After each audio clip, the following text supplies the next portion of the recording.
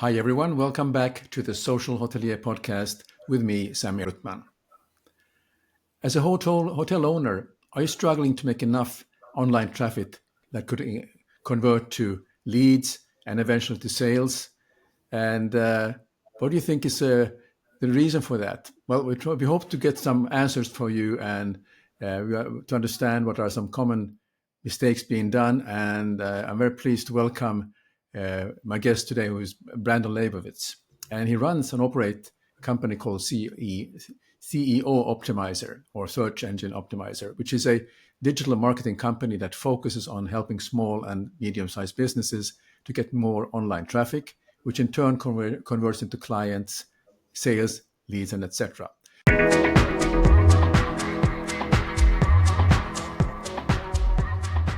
So welcome, Brandon, and thanks for joining us today. Thank you for having me on. So let's get started first. I think for our audience to get some background, can you tell me about your professional experience and why you founded the CEO Optimizer? Well, my name is Brandon Leibowitz, and I fell into this digital marketing world after I graduated from school, got my degree in business marketing, and the first job I got was helping a company out with their digital marketing back in 2007, which I didn't really know much about digital marketing, and they said, don't worry, we don't know much either, and we're going to learn with you, take you to the classes and workshops and seminars, and decided to give it a shot. And after working there for a few months, just realized everyone's probably going to have a website in the future. And there's lots of different ways to get traffic, such as Google Ads, social media, email marketing, SEO. But I kind of went more towards the SEO because it's free traffic. And I thought, who doesn't want free traffic? And over the years, I worked at different advertising agencies as the director of SEO. And before work and after work and on my lunch breaks, I'd work on my own company and eventually built that up to where I was able to quit my job and focus solely on this, and been doing that ever since, just helping people tap into that free traffic from Google. Well, that's fantastic. Yeah, so I mean, considering that the Google's been around for since 1998, and then Facebook, as we knew it, or Meta, for about 20 years, and you started in 2007. So I mean, you have a long history. You have seen how it evolved. I also tried my hands on this, and of course, there are. I'm sure you have a lot of anecdotes that I have. With how we tried to use Facebook to drive more traffic and delegate it to one of the staff who were very active on Facebook, and we thought that she could do the job for us, but we didn't give her training because we didn't know much better, and obviously it didn't really work out. But that's about a past. But for our listeners, digital marketing is a vital part of hospitality now, and we've been in the past we were used to having everything printed on paper with catalogs of tour operators who had featured our hotel, printing brochures, and we sent. Well, a long time ago, it was telexes and then telefaxes and then to emails. But now it's so much digitalized that you hardly see any paper anymore. But Brandon, would be interested from your experience. Perhaps you can dive a little bit more into the key parts to ensure digital marketing efforts work seamlessly, because there's a struggle there because there's so many moving pieces that you have to pay attention. So, what should a small hotel owner pay attention to?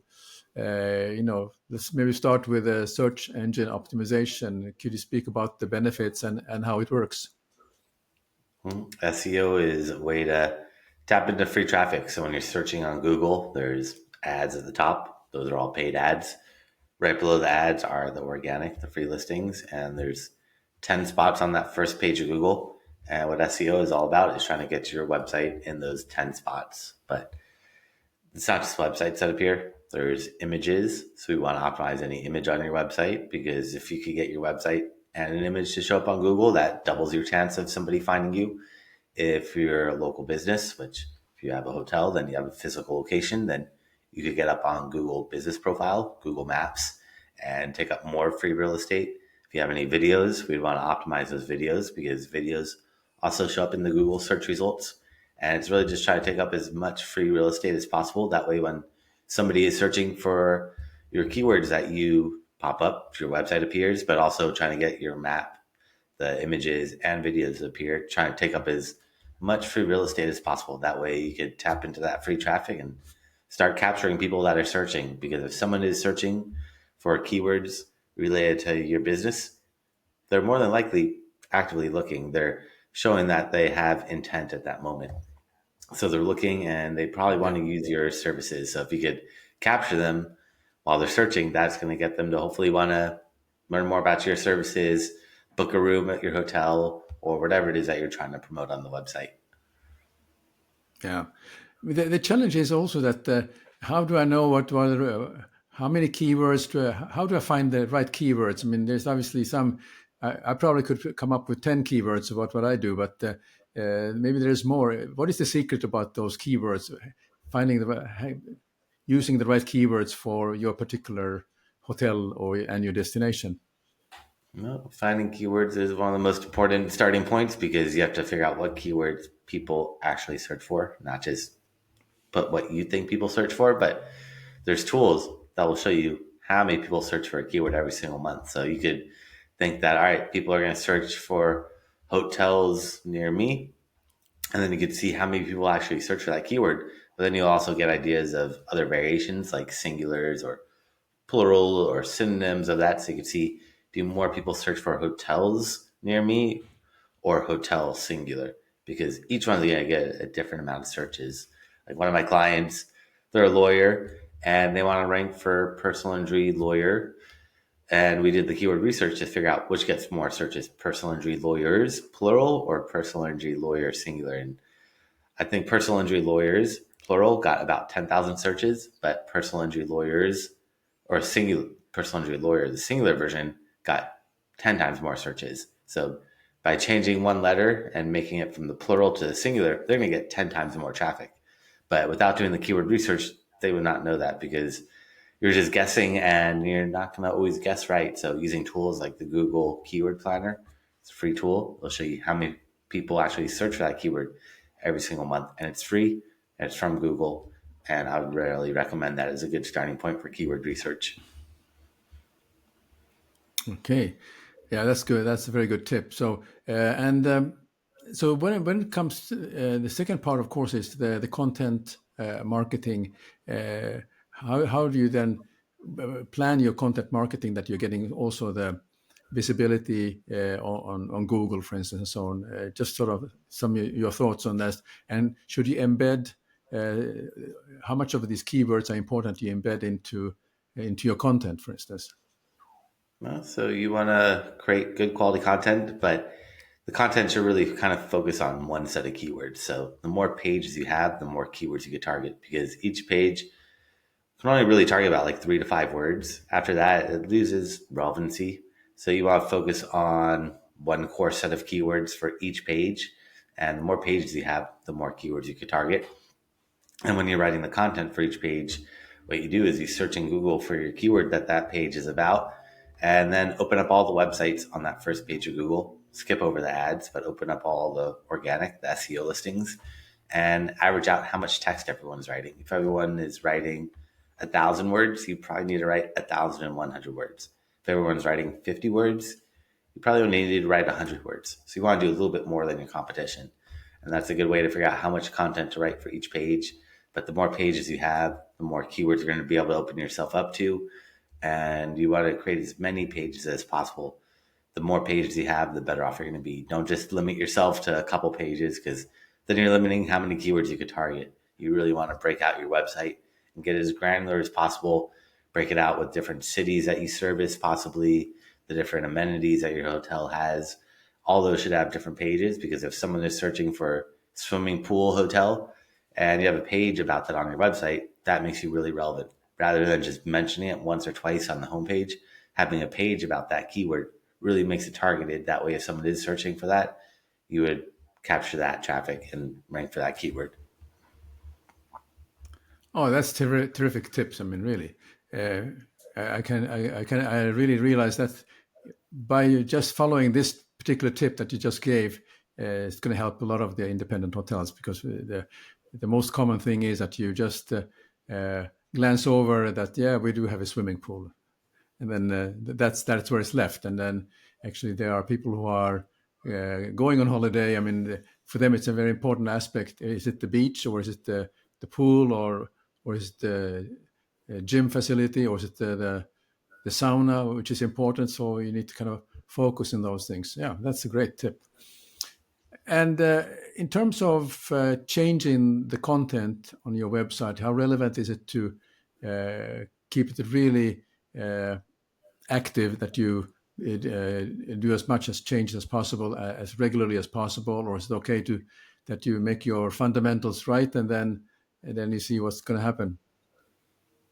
I mean, it's good to change it up. Google wants to see that your content's updated. Like if you wrote a blog post 20 years ago, you might want to update it a little bit. But in terms of like service pages or Yeah. amenities, like the swimming pool page, if you create a page about that swimming pool and showcase the swimming pool, you probably don't have to update it that much, because unless you update the swimming pool and change the facilities, or you realize like the keywords change. So like I started doing digital marketing back in 2007, and it was called internet marketing.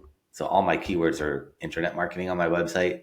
Now it's digital marketing. So I've gone in and updated those keywords. But in general, you don't really need to make too many changes, but it is good to go every once in a while and just update that content, make sure it's up to date, it's relevant, and Google likes to see that fresh content. So it is helpful. That's why blogging became popular. Is it's a easy way to update your website without having to go in and make changes to the product or service pages. And then the relevancy of having for instance, if you have a regular blog post on your website, how relevant it is to have pictures or video? Is any of them more important than others, or what are your thoughts on that? No, it's good to have images and videos and anything to keep the user engaged. That way they read more. But in terms of Google, they're not really going to dock you down if you don't have a video and your competition does. But it is a better user experience if you do have videos, and it will enhance SEO a little bit, because now Google sees that you have text there, you have images, and you have videos, all hopefully about that specific keyword, and that just makes you more relevant. Yeah. So the key really is that you try to keep the viewer longer on your page. Actually, so that's what is the longer you can keep them there, the better it is. Yep. The longer you keep someone on your website, the Yeah. better the user experience is to Google, and Google thinks that you are relevant. So if somebody searches for your keywords, they go to your website and then they hit that back button, that tells Google maybe you aren't the best result. But if somebody searches on Google, goes to your website and stays there for a few minutes, that tells Google you probably at least answered some of their questions and you helped out. So how long people stay on your website helps out for SEO. Great. Uh, Social media marketing has been going on for maybe I would say for quite a long time, and I started to pay extra attention to that around 10 years ago. And the reason I did that was that I start to see retail brands eventually start to stop focusing. Actually, they start focus on their advertising campaigns start to be online, whether it was Instagram or Facebook or any other of those platforms. And basically, they said that we are reducing our in our marketing budget printed advertising, but we are going to put all our money into the digital advertising. That holds true actually then for the hotels also, isn't it? Is that that's the evolution, if you will, on how the social media marketing has evolved? Social media started off as social networking, where it was Facebook or MySpace, and people just try to connect with other friends and family members. And then people realized that they could start marketing their business there. And now it's become social media, which a lot of people focus on the media side, which is posting content, but not a lot of people are social on social media. And that's really how you grow your accounts organically, is you got to be social and engage with other people and build those relationships, because that's really what social media is all about. If you're just posting content all day, it might work, but it's going to be a little bit tougher versus if you actually be active on there and engage, like other people's content, message people, build those relationships, comment, and that's going to be the better use of social. Yeah, yeah, yeah. I have to give a shout out to a friend of mine. I've been reading his book. His name is Ted Rubin. He wrote about the return on relationship, and he really talks about this: how to uh, develop your relationship and be active there. You're not trying to sell anything, but actually just creating that relationship, and that converts to bigger and better things. So it's just also for the viewers, if you're like to learn a little bit more, that is a book I recommend that you buy somewhere on Amazon and so on. So Return on Relationship by Ted Rubin. Yeah, you want to be Yeah, organic. You don't want to promote yourself. If you start promoting yourself, it loses authenticity. Nobody wants to go on a Instagram or Facebook or Twitter or even read your own blog and just see like why you're the best. Nobody cares about that. They want to know what you can do. How can you help me? People are ultimately selfish and want to know like what's yeah, the value, what are the benefits that you're going to be able to offer. So offering value and then leading people in to learn more about you, that's going to be the best way. If you're just promoting yourself and your product and your services, nobody wants to read that or hear about that, especially on social media. So take a step back and think, if you're going on Facebook looking at a hotel's page, what would you want to see? Do you want to see all the awards and stuff like that? I mean, it's good, but you'd rather like see like what amenities do you have? What are the benefits? Are you near a metro or freeway, or do you have easy transportation? Are you open 24/7? Do you have concierge, or what is it that's gonna? Do you have free breakfast? Stuff like that. That's what people want to see. yeah. That's so true. Yeah, there's the view looking at it that you don't look at from your own perception who you are, but you look at the perspective of the other person, what they care about, and that's actually what you were saying, that how to solve the problem they have or what they really require. Yeah, that's a very good song point. Uh, Pay per click PPC advertising. Can you talk about that? I'm sure there will be something that I'd like to learn about. How does it work, and is it worthwhile to spend all your hard-earned money on getting pay per clicks on places like Google? Yeah, so those are all paid ads, and ads work well if done properly. So a lot of people just throw ads up on Facebook or Instagram, which are okay, but there's no real intent behind those ads. Like if someone's searching for a hotel and you throw ads up on Facebook, how do you know they're actively looking for a hotel? It's a little tough. Like, people are interested because you target based off interests, which people put like, I'm interested in vacation or holiday or travel, which a lot of people are, but that doesn't mean they are looking for a hotel at that moment. Whereas somebody searches on Google, they're actively looking, they have that buyer intent. So Google is going to be a little bit more expensive with the paid ads, but you get that intent, that buyer intent, which is going to get you more conversions. And there's lots of different ads that Google has, but the most common one is the search ads. You're searching on Google. There's ads at the top and the bottom of Google. Those are all pay per click. Anytime you click on those ads, those companies are paying Google for each click. And it could be a couple cents per click. It could be a couple dollars for one click. It could be $100 just for one visitor. It gets quite expensive, but that's where you got to make sure you're making more than you're putting in. And that's really the key to those Google ads. But it's all about testing and seeing what works, pushing more money to that, pulling money away from what's not working. Like maybe males 30 to 35, they're clicking and they're calling you. Let's push more money into that. Maybe males 40 to 45, they're clicking, but they're not contacting you. Cut them out. So it's all about testing and then optimizing and then scaling up from there. Yeah, yeah, yeah. Very good. And then the next thing is that how you are trying to convert, getting leads and so on, is the email marketing. What are some ways that just to give some practical tips how to get started with the email marketing and getting the leads and so on? But what would you advise me if I am the hotel owner and I have the intention, I'd like to keep in touch with the people that I have emails for their emails and then send them some information. But how do I get those emails first of all?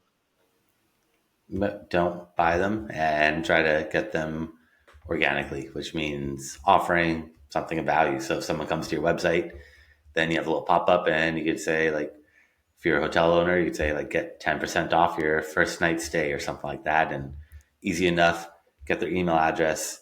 If you're selling products, it's always easy. But if you're a service based business, it's a little bit tougher. Like, I do SEO, so I give away like a free ebook, or I have classes that I do that I give away for free. So it's all about just trying to offering something that's going to incentivize people to want to give their email. If you just ask for it, nobody's going to give you their email. But if you offer something of value, you can always think of value.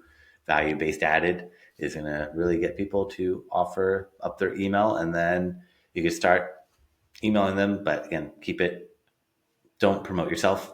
I mean, you could subtly promote yourself, but you want to make it more value based. So offering value about the city, about the hotel, about the nightlife, about amenities, things like that. That's probably what people would rather hear about versus you saying, like, why we're the best, why you should come stay with us. That loses that credibility and loses that authenticity, and just becomes like a paid ad to somebody. Yeah, yeah. Yeah, I could see that if there's a location I want to visit with my wife for on holiday, if somebody will offer that, well, here are some top tips what to see in this place. Just sign up for this, and I will send you the information and so on. I mean, this would be a way rather than that. Give me your email and I'll send it to you, or other way before I even commit. So you give something first before you can get their email address. Yep, you Yeah. always got to give something for that email address. People hold on to that as sacred, and they're not going to just give it out to anybody. So you got to really offer some value to be able to get those email addresses. Yeah. A lot of this information requires analytics and data analytics. How do you go about that, and how do you find where can you find all this information that you know that how many people has visited from where, and particularly relating to, for instance, Google? Well, there's lots of tools to track. Google Analytics is a free tool from Google. So, and yeah, I would recommend using that versus some other third party tools. You could pay for analytics, but Google Analytics is pretty sufficient and will help out a lot. And then there's Google Search Console, which is another free tool from Google. So Google Analytics shows you everything you want to know about your traffic, where it came from, all your website traffic. Google Search Console will show you everything you want to know about your SEO traffic. So it'll show you what keywords you rank for, if there's any errors on your website, if it loads slowly, if it doesn't look good on mobile. You'll find all that out on Google Search Console. So both are really good tools to use. Both are free and they're from Google, and there's going to give you a lot of data insights, a lot of data points. And I'd say just play around with it. Don't click on everything. You're not going to break anything. A lot of people get overwhelmed with analytics, but just play around with it, click on it, and you're just going to learn so much about your traffic. That way you can make statistically informed decisions rather than just guessing at what your traffic's doing. The data is there for you to tap into and really be able to figure out what's working, what's not working. Like maybe you see that 80% of your traffic goes to this one page on your website, but you're wondering, why is nobody contacting me? And then you realize that the people that go to that page, 90% of the people that go to that page leave immediately, but you wouldn't know that without analytics. So now you can see, Yeah. oh, top page is getting so much traffic, but 90% of the people that come to this page leave. What's going on? Does it load slowly? Does it not look good on mobile? Maybe the formatting's weird. Maybe I have too much information, or I should pull or maybe make less information on that page. But you're not going to be able to know that without having analytics and tools like that to really tap into your audience and figure out really what's going on behind the scenes. Very good. That's a very good tip. Okay, the next would be the conversion rate optimization. What is that all about? CRO. So when people get to your website, that's just half the battle. And how do you get somebody to call you or email you or buy your product or whatever that conversion goal is? So conversion rate optimization is making sure that your website's optimized to capture those leads, making sure it looks good. It's easy to navigate through. You have a value proposition at the top of each page, like what's in it for me, like what are the benefits. Maybe you have a couple bullet points on the top of the page or a video, something easy for people to read. If you just have like a big block of text, probably not the best, not a good user experience. It's going to be too much, especially nowadays with the attention span so short and mobile. Nobody wants to read long blocks of text. So breaking it up, making it easy to read through, having that call to action, up there. That way people could quickly do what you want them to do, whether it's calling you or emailing you or filling out a form or whatever it is. But just the easier you make it for the user, the more likely you're going to get those conversions. Oh, fantastic. That's very, very good advice. Yeah, we tend to get sometimes too excited about putting a lot of too much information. We don't realize that maybe the attention span, we need to make it easy for them, for our potential customers before they decide they will stay with us. That's good suggestion. Then CRM is very important, the customer relationship management. How does that relate to that you have your website and any thoughts on that? Could you speak a little bit about what are some practical tips that independent hotels should be paying attention to? CRM will just help you maintain your customers and help you just stay more organized. So it's always good to have some sort of CRM, whatever platform you want to use out there, but it just keeps your business more organized and structured and helps your sales team follow up with potential leads. And it's just going to make it much more organized and streamlined your business. Yeah, yeah. So we covered a number of things. We covered the search engine optimization, content marketing, social media marketing, pay-per-click, email marketing, analytics and data analysis, conversion rate optimization, customer relationship management. So, how do you think these will evolve? What are you seeing that how will they evolve in the future? Are there something that you already see that are has been already in place for a long time, and now there's another thing that's coming around the corner we should be aware of? Yeah, I wish I had that magic crystal ball to know, but it seems like everything is really shifting towards AI, and we'll just have to see what happens with that and how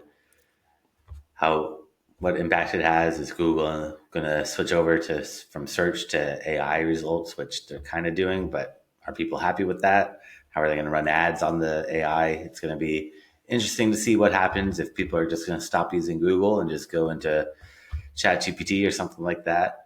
But for now, people are still using Google for the most part, but a lot of people are shifting away from Google to social media, to AI, to search for them. So we'll have to see how that's going to impact Google search and if Google's going to still exist or what they're going to do, rebrand, they're going to have to change. And how do you incorporate ads into AI? Because Google's whole model is based off ads, and if they're not making money off paid ads, they're losing over half their, or probably 80% of the revenue. So they don't want to do that.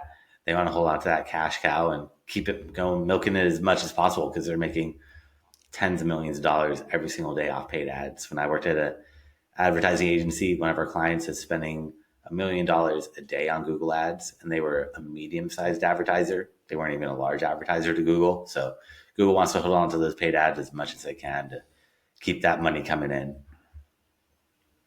Yeah, I mean I mean, if you really think about the availability of ChatGPT and all the other AI tools, it's quite recent. It's only a couple of years old, and but it's changing and it's evolving so quickly. So I think it's also important that to keep an eye on this. And I'm used to using ChatGPT and all this Copy.ai and all these AI tools for a number of things that I'm working on. So it helps me with my writing, particularly, which is very, very helpful. And I can see that that some hotels are using the ChatGPT to write the advertising campaigns and also any blogs for them.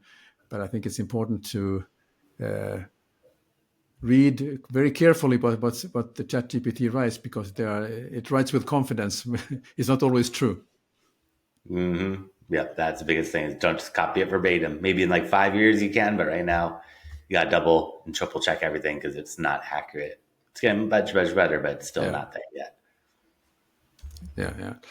Well, just a question: how do you set up a Google or Facebook ads? I mean, just the process. What is your recommendation?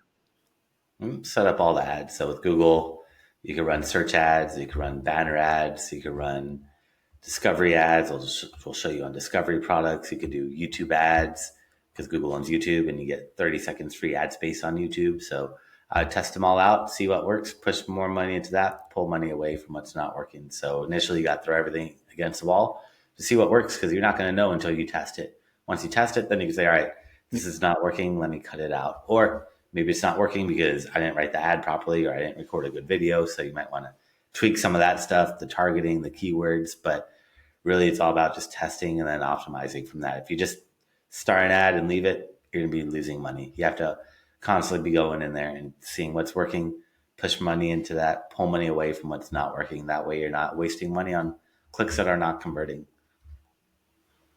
Yeah, yeah, that's so true. Very good.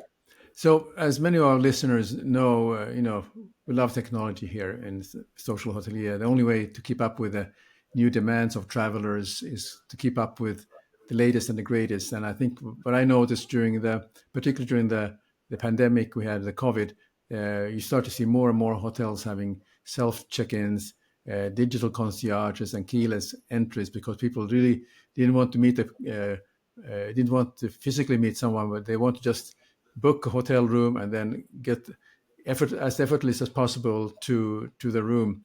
So I'm just curious to get your view on automation in hotels, because traditionally this is like a industry that is more of like has to do with human contacts. Do you see something that what's happening in the future from what you have noticed, that is automation in hotels good or not, or good or partly good, or what is your opinion? I think everything's going to be automated in the future. If you go to restaurants, there's robots nowadays that give you food, take your order. So I feel like everything eventually will be automated. Unfortunately, less human contact and more robots doing the work for us, which might be good and bad. People are going to lose their jobs, but it's going to open up new jobs or give us our time back. That way, people don't have to work all day long. But we'll have to see how that all works out if they give out like universal basic income. But if the robots take everyone's job, what are people going to do? So it's going to be interesting to see how that plays out in the future, because that is really taking over, and it's a way to cut costs, and businesses want to cut costs any way possible. I don't think they're really doing it for COVID. They're doing it more to save money. They're just saying it's for that, but it's really to save money. Yeah, yeah. I mean, I have to agree with you there. I mean, I can see that there are certain hotels that all the stuff that's happening for the when you pre-book and everything before you reach the hotel is pretty much automated. But uh,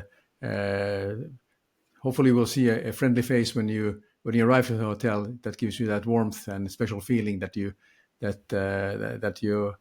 that you mean to them something more than a booking. So, and I think it's the key is to find at what point in that customer journey you have the real human contact. So it's not only robotic. I stayed in. I was in Korea, South Korea, not too long ago, and I wanted to see a hotel that is a self-service hotel.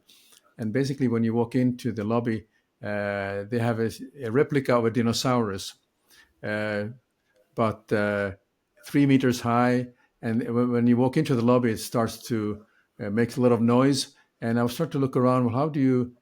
Who's there to at the reception area? There was no one. We just have like a screen. So you just punch in the details, and once you give the code, then it opens a door for you to get into the elevator, and then the friendly dinosaurs moved his tail, and then you were ready to move into your hotel room. So it was kind of a playing with this kind of fantasy in a kind of a small hotel. Yeah, it's Yeah. interesting So to see how they're doing that. But yeah, I feel like more and more are going to keep yeah, trying to do that to cut those costs and help their bottom line out so they yeah, could stay profitable, especially when prices, inflation, everything's going up. It's tough. So businesses are doing whatever they can to save money across the board. sure, sure. So Brandon, a lot of value you have given today. So, but I have two more questions for you before we wrap up. One of the questions I'd like to ask all my guests, besides what we have talked about, what are other trends do you see happening in the digital marketing that the hoteliers should take note of? I think we covered the biggest one, which is AI is the biggest trend. That's the one that you can't steer away from. It's just dominating, and that is just going to keep growing and growing, and we'll have to keep staying on top of what it can do. The possibilities kind of seem endless, that they could do a lot more than just write content, but they could code, build websites, build apps. They could be chat bots. They could respond back to people. They could answer your phones and answer people's questions that they might have about your hotel. So AI could do a lot of powerful things that could unfortunately take a lot of humans out of the equation and replace them with just a AI bot. Yeah, yeah, yeah. That's the way many people see it. So that's very, very, very good points. So, lastly, if people are interested to find out more about what you do, how can they do so? Where can they find you on either email or LinkedIn or websites? So I created a special gift for everybody. And if you go to my website at seooptimizers.com, that's SEOOPTIMIZERS.com/gift. You can find that gift there along with my contact information and a bunch of classes I've done over the years. I've thrown up for free so you can see step by step how to do a lot of stuff that we talked about. And also, if you want a free website analysis, I am happy to check out your website from an SEO point of view, and you could book some time on my calendar for free there as well. Terrific. I have to say that you're the first guest who's offering a free gift here at the end of the show. I think that's something that our guests in the future have to pay attention to. Well done, Brandon. So, Brandon, thank you very much for your insight today, and I appreciate that you have joined this episode. And I'm look forward to speaking with you in the future again about what's next in the how can we overcome the AI challenges if there is a way, but you are clearly you have your finger on the pulse on what's going on in the industry. So, but thanks again for your insight in today's episode. Thank you for having me on today.